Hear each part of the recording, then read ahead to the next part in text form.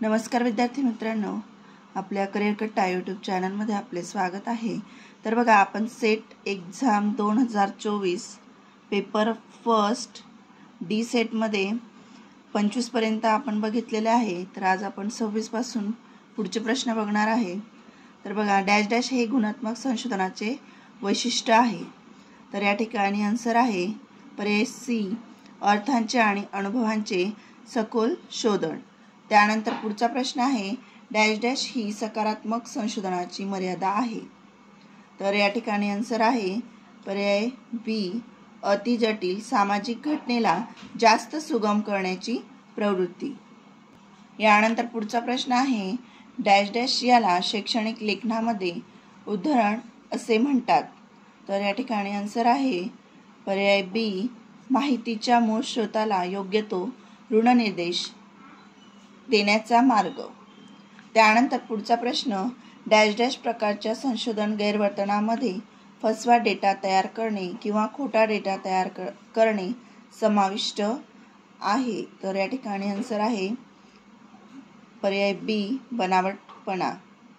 त्यानंतर पुढचा प्रश्न होता शोध निबंधामध्ये ग्रंथसूची तयार करण्यासाठी आणि तिचे व्यवस्थापन करण्यासाठी डॅश डॅश वापरले जाते। तर या ठिकाणी आन्सर आहे पर्याय बी, संदर्भ व्यवस्थापन सॉफ्टवेअर। यानंतर बघा, उतारा दिलेला आहे।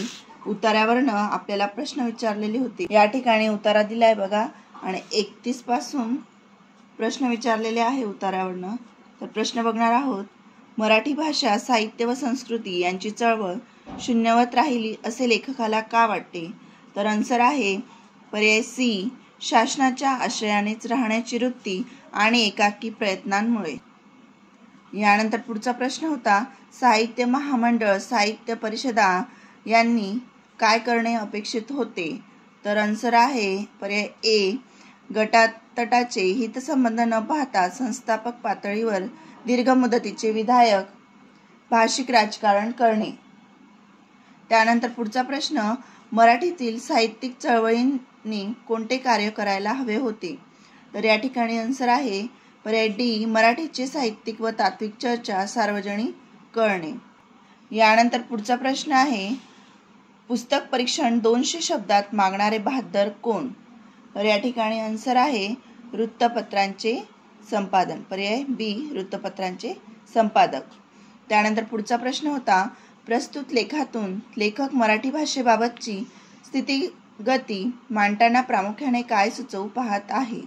तर या ठिकाणी आन्सर आहे पर्याय सी, भावनिक टाहो न फोडता विधायक चळवळीतून भाषेचे पर्यायी राजकारण करणे। यानंतर बघा, 36वा प्रश्न दिलेला होता खालीलपैकी कोणत्या प्रकारच्या संदेशाचा स्वीकारकाकडून गैरअर्थ काढण्याची वा अभिप्रेत नसलेला अन्वयार्थ काढण्याची शक्यता कमी असते?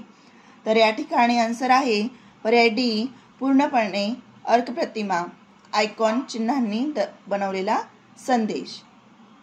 यानंतर बघा, पुढचा प्रश्न दिलेला होता समकालीन डिजिटल भाषा व्यवहारात खालील चिन्हसमूहांना इंग्रजीत सामायिकपणे काय म्हणून संबोधले जाते? तर याचा आन्सर आहे पर्याय बी, इमोटिकॉन्स।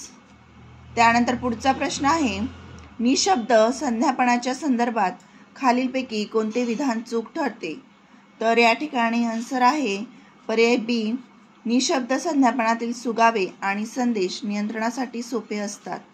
यानंतर बघा, 39वा प्रश्न आहे प्रसार भारती काय आहे?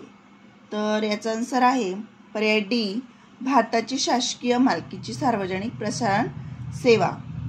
यानंतर बघा, प्रश्न आहे 40वा जेव्हा शिक्षक आणि विद्यार्थी एकमेकांकडे तोंड करून वर्तुळाकृती रचनेत बसलेले असतात अशा संज्ञापन प्रसंगामध्ये खालीलपैकी कोणत्या घटकाला अधिक प्रमाणात उत्तेजन मिळते? तर या ठिकाणी आन्सर आहे पर्याय डी, विद्यार्थ्यांमधील आंतरसंवादाची पातळी। बघा, अशाच प्रकारे आपण प्रश्न आणि उत्तर बघणार आहोत। त्यासाठी बघा, आपण चॅनलला लाईक आणि सबस्क्राईब करून ठेवायचे।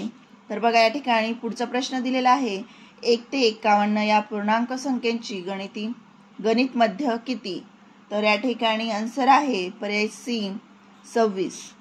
यानंतर पुढचा प्रश्न दिलेला होता, हे आता मॅथवर आधारित प्रश्न आहेत। जर 10चा m घात m धनपूर्णांक आहे. या संख्येने 101 ते 151 या पूर्णांक संख्यांच्या गुणाकाराने निशेष भाग जातो तर m ची मोठ्यात मोठी किंमत किती?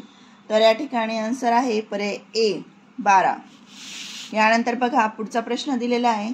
दिलेल्या x बरोबर ही संख्या दिली आहे, y बरोबर बघा या ठिकाणी संख्या दिलेली आहे, z बरोबर दिलेला आहे. संख्यांपैकी कोणत्या संख्यास 18 ने निशेष भाग जातो? तर बघा 43चं आन्सर होतं पर्याय बी y व z, म्हणजे y आणि z. त्यानंतर पुढचा प्रश्न होता. एक व्यक्ती x या ठिकाणापासून y या ठिकाणी विटा वाहून नेण्याचे काम करत आहे. x आणि y या ठिकाणांमधील अंतर 200 मीटर आहे. ती व्यक्ती एका वेळेस 15 विटा वाहून नेते. त्या व्यक्तीने x या ठिकाणापासून कामास सुरुवात केल्यास व 5.5 किमी अंतर पार केलेले असताना y या ठिकाणी किती विटा पोहोचवल्या? तर 44चं आन्सर आहे पर्याय सी 210. यानंतर पुढचा प्रश्न आहे. एका जंगलामध्ये चालू वर्षात 64 हरणे आहेत. जर xn ही संख्या त्या जंगलातील n वर्षातील हरणांची संख्या दर्शवते. बघा xn 3/2 x कंसात n वजा 1 n बरोबर 1 2 3 असेल तर त्या 5व्या वर्षातील त्या जंगलातील हरणांची संख्या किती? तर आन्सर होतं बघा पर्याय बी 446. तर बघा या ठिकाणी आन्सर आहे 486. यानंतर पुढचा प्रश्न आहे. 46वा खालील विधानांच्या आधारे पुढीलपैकी कोणते निष्कर्ष उचित आहेत?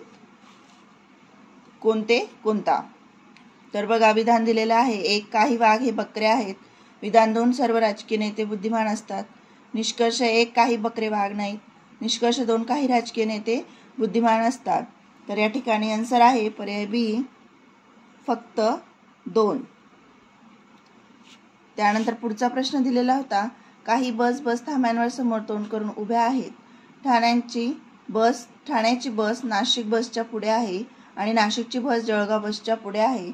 अमरावतीची बस धुळे बसच्या मागे आहे, परंतु ठाणे बसच्या पुढे आहे. तर मागून 2 नंबरची बस कोणती आहे? तर या ठिकाणी आन्सर आहे पर्याय सी नाशिक. बघा या ठिकाणी आपण सिक्वेन्स लावून घेतलेला आहे. तर आन्सर येतं नाशिक.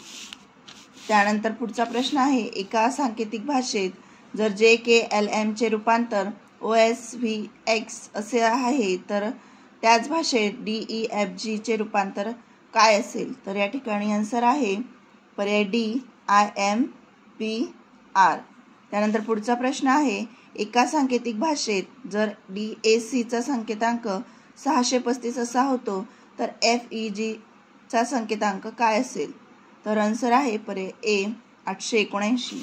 आणि आता शेवटचा प्रश्न. दक्षिणेकडे तोंड करून विराट 15 मीटर चालतो आणि तो नंतर स्वतःच्या उजवीकडून वळून 10 मीटर चालतो. त्यानंतर तो उजवीकडून वळून 15 मीटर चालतो. नंतर तो डावीकडे वळून 15 मीटर चालतो. तर कोणत्या दिशेला तोंड करून आणि मूळ ठिकाणापासून किती अंतरावर उभा आहे? तर या ठिकाणी आन्सर आहे पर्याय बी पश्चिम 25 मीटर. अशाच प्रकारे बघा नवनवीन व्हिडिओ बघण्यासाठी चॅनलला लाईक आणि सबस्क्राईब करा. थँक्यू.